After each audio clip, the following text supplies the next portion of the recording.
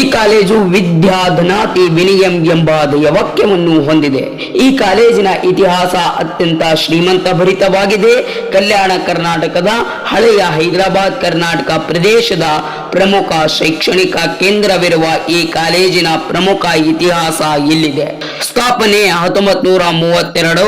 ಈ ಕಾಲೇಜು 1932ರಲ್ಲಿ ನಿಜಾಮರ ಆಳ್ವಿಕೆಯ ಅವಧಿಯಲ್ಲಿ ಹೈದರಾಬಾದ್ ಉಸ್ಮಾನಿಯಾ ವಿಶ್ವವಿದ್ಯಾಲಯದ ಅಡಿಯಲ್ಲಿ ಇಂಟರ್ಮೀಡಿಯೇಟೆಡ್ ಕಾಲೇಜ್ ಆಗಿ ಸ್ಥಾಪನೆ ಆಯಿತು. ತದಾದ ನಂತರ ಪದವಿ ಕಾಲೇಜಿಗೆ ಮೇಲ್ದರಿಸಲಾಗಿದೆ. 1952ರಲ್ಲಿ ಇದನ್ನು ಪದವಿ ಕಾಲೇಜಿಗೆ ಮೇಲ್ದರಿಸಿ ಏರಿಸಲಾಯಿತು ಮತ್ತು ಧಾರವಾಡ ಕರ್ನಾಟಕ ವಿಶ್ವವಿದ್ಯಾಲಯಕ್ಕೆ ಸಂಯೋಜಿಸಲಾಯಿತು. ಕಲಬುರಗಿ ವಿಶ್ವವಿದ್ಯಾಲಯದೊಂದಿಗೆ 1980ರಲ್ಲಿ ಕಾಲೇಜು ಕಲಬುರಗಿ ವಿಶ್ವವಿದ್ಯಾಲಯದ ಗುಲ್ಬರ್ಗಾ ಯೂನಿವರ್ಸಿಟಿಯ ವ್ಯಾಪ್ತಿಗೆ ಬಂದಿತ್ತು ಮತ್ತು ಬಿಕಾಂ, ಬಿಎಸ್ಸಿ, ಬಿಎ ಅಂತಹ ವಿವಿಧ ಪದವಿ ಪೂರ್ವಕ ಕೋರ್ಸ್ಗಳನ್ನು ವಿಸ್ತರಿಸಲಾಯಿತು.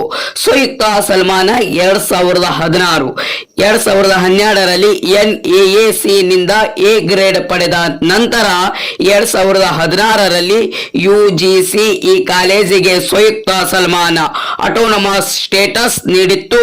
ಪ್ರಸ್ತುತ ಇದು ಕಲೆ, ವಿಜ್ಞಾನ ಮತ್ತು ವಾಣಿಜ್ಯ ಕ್ಷೇತ್ರದಲ್ಲಿ ಮತ್ತು PG ಕೋರ್ಸ್ಗಳನ್ನು ಒಳಗೊಂಡಂತೆ ವ್ಯಾಪ್ತವಾದ ಶೈಕ್ಷಣಿಕ ಅವಕಾಶಗಳನ್ನು ನೀಡುವುದರಲ್ಲಿ ಯಶಸ್ವಿಗೊಂಡಿತ್ತು. ಈ ಕಾಲೇಜು ವಿದ್ಯಾಧನಾತಿ ವಿನಿಯಂ ಎಂಬ ಧ್ಯೇಯವಾಕ್ಯವನ್ನು ಹೊಂದಿದೆ. ಎಂದರೆ ವಿದ್ಯೆಯು ಶಿಕ್ಷಣ, ಜ್ಞಾನ, ನಿರ್ಮತ್ತತೆಯನ್ನು, ವಿನಯ, ಶಿಸ್ತು ನೀಡುತ್ತದೆ.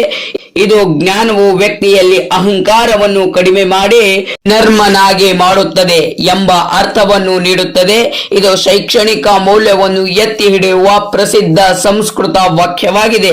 ಈ ಕಾಲೇಜಿನಲ್ಲಿ ಅನೇಕ ಮಹಾನ್ ವ್ಯಕ್ತಿಗಳು ಓದಿದ್ದಾರೆ ಮತ್ತು ಸರ್ಕಾರಿ ಸಂಯುಕ್ತ ಕಾಲೇಜುಗಳ ಇತಿಹಾಸವು ಶೈಕ್ಷಣಿಕ ಸ್ವತಂತ್ರ, ಗುಣಮಟ್ಟದ ಶಿಕ್ಷಣ ಮತ್ತು ಬೋಧನೆಯಲ್ಲಿ ನೈತಿಕತೆಯನ್ನು ಉತ್ತೇಜಿಸುವ ಗುರಿಯನ್ನು ಹೊಂದಿದೆ. ಈ ಕಾಲೇಜುಗಳು ನಿರ್ದಿಷ್ಟ ವಿಷಯದಲ್ಲಿ ತಮ್ಮದೇ ಆದ ಪಠ್ಯಕ್ರಮವನ್ನು ವಿನ್ಯಾಸಗೊಳಿಸಲು, ಪರೀಕ್ಷೆಯನ್ನು ನಡೆಸಲು ಮತ್ತು ಫಲಿತಾಂಶವನ್ನು ಘೋಷಿಸಲು ಅಧಿಕಾರ ಹೊಂದಿರುತ್ತವೆ. ಇವುಗಳ ಉನ್ನತ ಶಿಕ್ಷಣದ ಗುಣಮಟ್ಟ ಸುಧಾರಿಸಲು ಸರ್ಕಾರಗಳು ಬೆಂಬಲಿಸುತ್ತವೆ.